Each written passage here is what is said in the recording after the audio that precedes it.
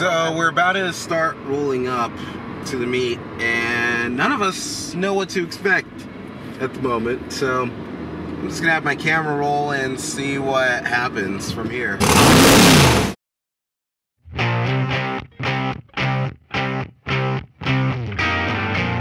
Alright, how's it going everyone? EA40 here, and today is a bit of a special one because one of my friends decided to drive me out along with Sam from 6th Gear Auto to Columbus for Columbus Cars and Coffee, and we're going to check out some of the dealerships around.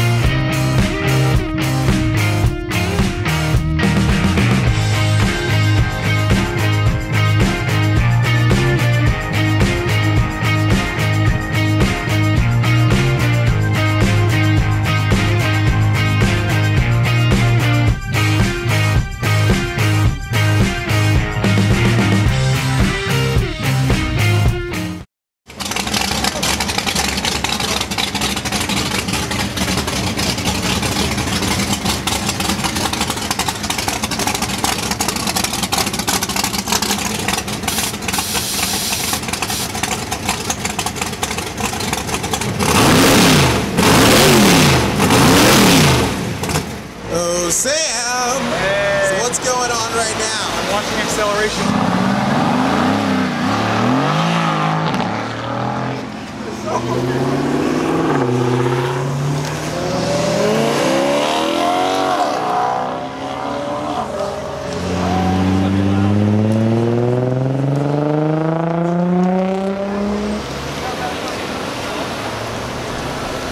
Hey, it's all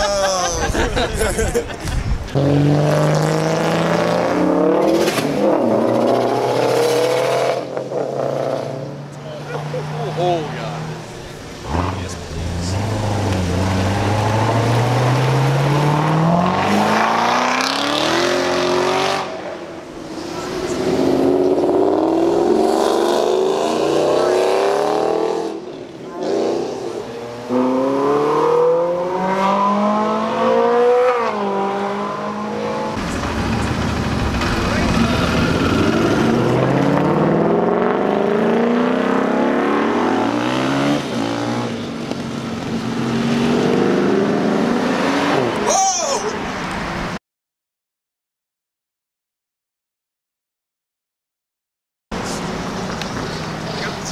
I caught him, he ran back.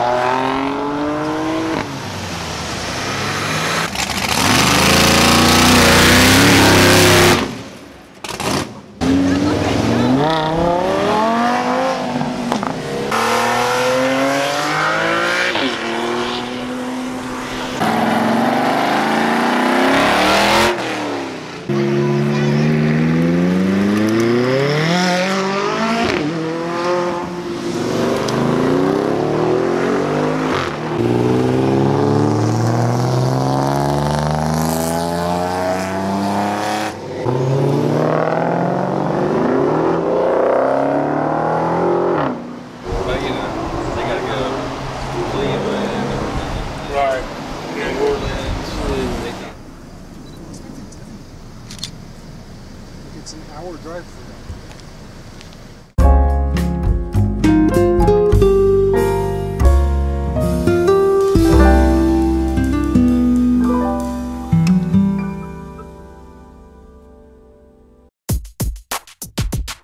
Visiting Midwestern Auto Group was already a treat as we got to see many cool vehicles before even entering the showroom. When we entered the showroom, the first vehicle I saw was an Aston Martin DB11, and that car, as many of you know, is famous for having an AMG motor inside of it. Look-wise, it is absolutely stunning. I'd say it's my favorite looking Aston Martin, except there's a V12 Vanquish. And then with the engine, I'm sure the AMG motor is really good, but then there's that naturally aspirated motor of the Aston Martin Vanquish. I might have to try both cars for myself to see which one I like. In the main supercar area, there are plenty more vehicles such as a Maserati Levante, Ferrari FF, a few Bentleys and Rolls Royces, and then also a Lamborghini Aventador S, which is the first time I actually got to see one. Look-wise, I think it is an improvement over the standard Aventador LP700-4. I'm sure the V12 sounds good as usual. It's up on power a little bit. Although I do wonder still, why didn't Lamborghini choose to put a dual clutch transmission inside of it?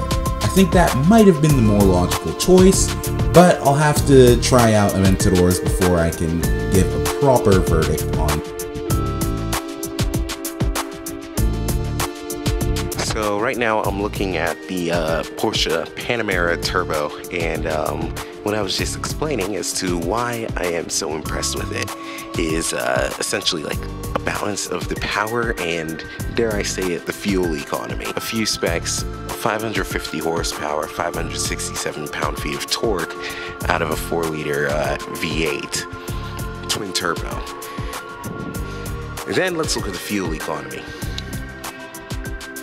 18 city and 25 highway. Now you got to remember that in a 2007 or so Mercedes S550 4MATIC would only get you about 14 city and 22 highway, and that was more of a base, like a base 550, so you don't get any of the, it's not like a super fast version that would kind of compete with this, like an S63 or something. Flash forward about 10 years later and you get something like this, which is way more powerful than those other offerings, and yet it's still better fuel economy than what those other offerings had. Like, this does not give you a gas guzzler tax. I just personally think that's very staggering. So I'm gonna kind of jump out of order on this vlog a little, but we're just leaving the Alfa Romeo part, and these guys that are with me they can say, they can back me up in the claim that it was very hard for me to leave the Giulia Quadrifoglio. Yeah, I pretty much had to make him get out of the car. You basically did have to make me get out. Like, I pretty much had to pry you out of the Quadrifoglio. Like, I did not want to leave that thing.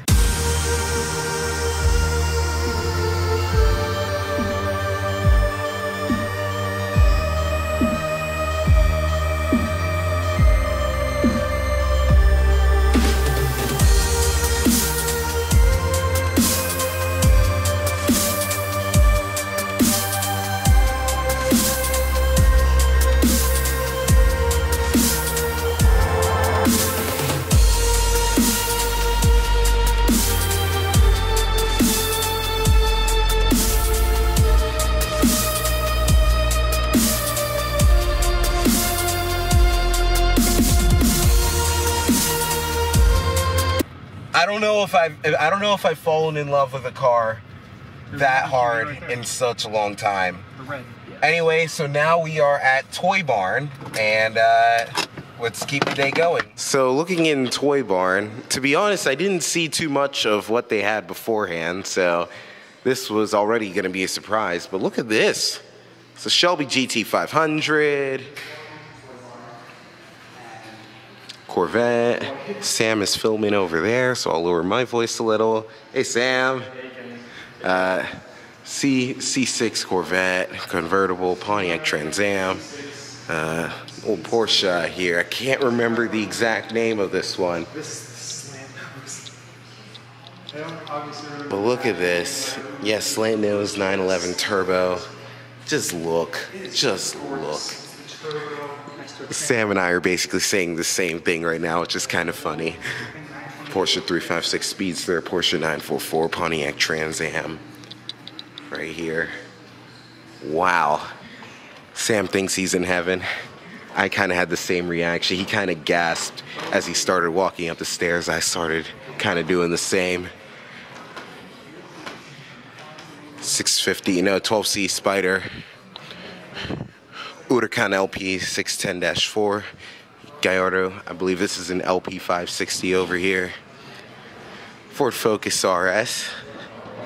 Great hot hatch. Lamborghini Aventador LP 700-4 Pirelli edition. Okay. 911 GT3, one of my current favorite cars. And McLaren 570. Is this a 570 GT? Ooh. Yeah, I don't get to see these very often. McLaren 570 GT. Yeah, look at that. Sam, so if you had the chance to fart in any of these cars, which one would it be? This would be my favorite Lamborghini, except for this. Yes, the Huracan is nice, but the engine of the Aventador is, it's so good. That V12 can't be beat. Then we have a couple daily drivers here. McLaren 570 GT. I could consider the AMG GTS as a daily driver. I mentioned the Turbo S already. And a Porsche 911 GT3, which some people like to daily drive. It's got a BMW Alpina B7. Some of you might remember that I've driven one before. M5 right next to it. Audi S4. It's a daily driver that I really want right now. BMW M6 Coupe, which they recently discontinued. They're not making them anymore. Audi S5. So you see Sam here, and he just asked an interesting question. GSF or GTR? He votes GSF. I do like the GSF for that 5-liter V8 naturally aspirated. But this is more supercar.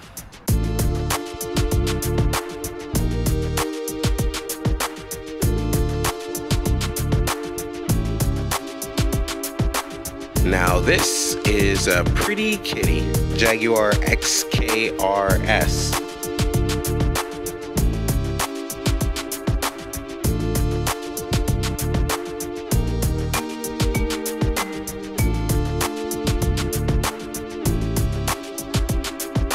Pretty good company to be relaxing in at the moment. So I forgot to make a proper outro for this video. So this is pretty much the outro with me and my dog here. I'm just nicely rubbing him. Oh, I'm sure you're liking that, aren't you? But yes, Columbus was quite an awesome trip. Huge thanks to my friend, whose link will be in the description, for taking me along on this journey. And then, of course, Sam's links will be in the description as well. The dealerships were all pretty cool. The Cars and Coffee was a lot of fun. Different atmosphere. I loved it. And that Alfa Romeo Giulia Quadrifoglio, I need to have one of those. I just absolutely need to. So thank you guys for watching. Be sure to like and subscribe and catch me for the next video. Ah! Lori, Lori, Lori, Lori, Lori.